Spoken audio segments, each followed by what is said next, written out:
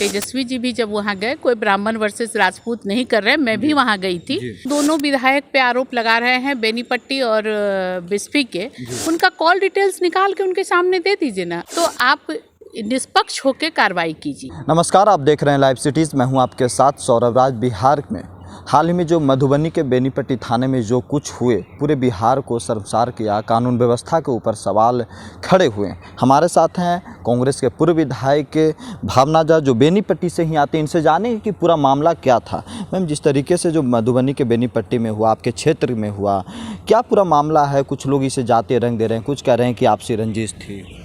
देखिए, ये कोई जातीय रंग देने की बात ही नहीं है। अपराधी का कोई जात नहीं होता है। ये बहुत ही विभत्स घटना हुई है और मैं समझती हूँ कि उत्तर बिहार में शायद पहली बार इस तरह की घटना हुई है। इतना बड़ा नरसंहार उत्तर बिहार में पहली बार हुआ है। और जिस परिवार के साथ ये घटना घटी, उस परिवार को मैं छोटे से जानती हूँ, बचपन से जानती हूँ। और बहुत अच्छा वो बेनीपट्टी में क्षेत्र में ही था। इस हाल फिलहाल में जब परिसीमन बदला तो वो बेनीपट्टी से 2 किलोमीटर दूर है, लेकिन हरलाखी विधानसभा में चला गया है। वो लोग आज भी बेनीपट्टी को ही अपना विधानसभा मानते हैं और यहाँ के लोगों को ही अपना जनप्रतिनिधि मानते हैं।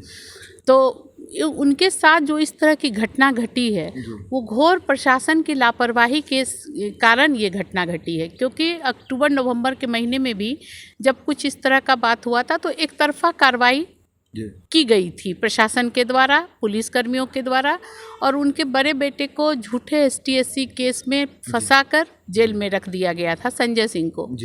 मैं वहाँ गई थी और परिवार से जाके मिलने का काम किया। सुरेंद्र सिंह जी से, जिन्हें बचपन से ही मैं चाचा कहती हूँ, उनसे मैं मिली, पूरे परिवार से मिली। बहुत ही दुखदाई घटना है। वहाँ जब औरतों को विलाप करते हुए, बच्चों को रोते हुए आप देखेंगे तो आपका दिल पसीज जाएगा। और उसमें मतलब देख के लगेगा कि क्रिमिनल का कोई जात नहीं होता है। इसलिए इसको जात पात पे नहीं लाकर इसको सख्त से सख्त कार्रवाई पकड़कर देनी चाहिए। लेकिन सत्ता पक्ष से कुछ ऐसे लोग हैं जो तेजस्वी यादव जब वहाँ गए तो उसके बाद से कह रहे हैं कि जाकर को वहाँ जातीय द्वेष फैलाने की कोशिश कर रहे, ब्राह्मण वर्सेस राजपूत कर रहे हैं। जी नहीं, तेजस्वी जी भी जब वहाँ गए, कोई ब्राह्मण वर्सेस राजपूत नहीं कर रहे। मैं भी वहाँ गई थी, मैं भी ब्राह्मण ही हूँ।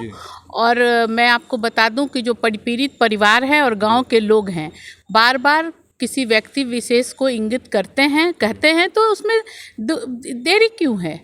अगर मान लीजिए किसी पूर्व मंत्री पे या विधायक पे आरोप लगा रहे हैं, तो जो दोनों विधायक पे आरोप लगा रहे हैं, बेनीपट्टी और बिस्फी के, उनका कॉल डिटेल्स निकाल के उनके सामने दे दीजिए ना। अगर उन्हीं से उनको शांति मिलती है और ये लोग अपने आप को निर्दोष कहते हैं, तो कॉल डिटेल्स देने में दिक्कत क्यों है सरकार को? सरकार जो है उन दोनों का कॉल डिटेल्स, बल्कि जितने लोगों को शक हैं, इस पक्ष के भी और उस पक्ष के भी, तो उनका कॉल डिटेल्स निकाल के सामने रखिए। दूध का दूध और पानी का पानी हो जाएगा। अभी तक न बेनीपट्टी के विधायक और न ही मधुबनी के सांसद पीड़ित परिवार से मिलने का काम किए हैं। पूरे देश से लोग आ रहे हैं, पूरे बिहार के लोग जा रहे हैं, हर पार्टी के जा रहे हैं, लेकिन न अभी तक सांसद मधुबनी के वहाँ गए हैं, हालचाल लिया है, और न ही जिन विधायकों का नाम आ रहा है वो विधायक लोग कभी गए हैं।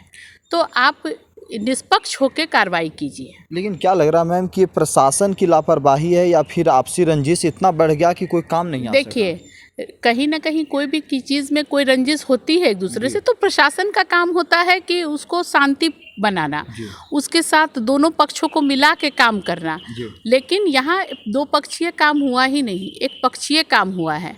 इसलिए इस तरह की घटना को मनोबल बढ़ा, और कहीं न कहीं ऊपर से जब तक बरदहस्त नहीं प्राप्त होगा तब तक इतनी बड़ी घटना को अंजाम देना कोई मामूली बात नहीं है। यानी किसी न किसी ऊपर से हाथ था इन लोगों के ऊपर, अपराधियों के ऊपर एकदम। और आज भी है, जबकि जो अपराधी पकड़े गए हैं वो भी बिस्फी के ही जो विधायक हैं उनके गांव से पकड़े गए हैं। तो आप समझ सकते हैं कि किस तरह का इस तरह का खेल चल रहा है। तो हम लोग कुछ नहीं चाहते हैं, हम लोग चाहते हैं बस पीड़ित परिवार को न्याय मिले, अपराधी पकड़े जाएं। जो महिलाएं हैं उनको जीवन यापन करने के लिए कोई भी सरकारी छोटी मोटी नौकरी भी मिले, और बच्चों के भविष्य को ध्यान में रहते हुए एक अच्छी राशि इन लोगों को, मुआवजे की राशि मुहैया करा दी जाए। बस। शुक्रिया मैम, थैंक यू, धन्यवाद।